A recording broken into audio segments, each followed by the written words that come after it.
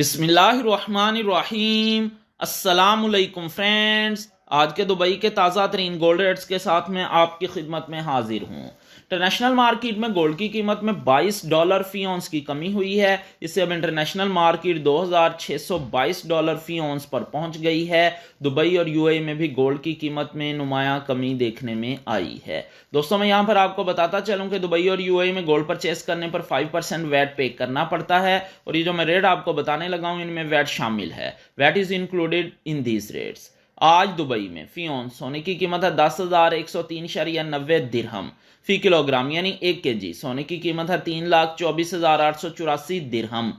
18 carat gold की फी ग्राम कीमत है 243.66 दिरहम। 18 कैरेट गोल्ड की फी 10 ग्राम कीमत है 2,436.63 दिरहम।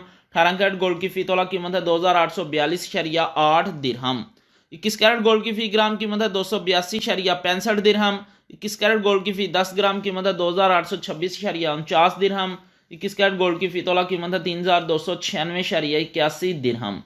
22 कैरेट गोल्ड की फी ग्राम कीमत है 297.79 दिरहम।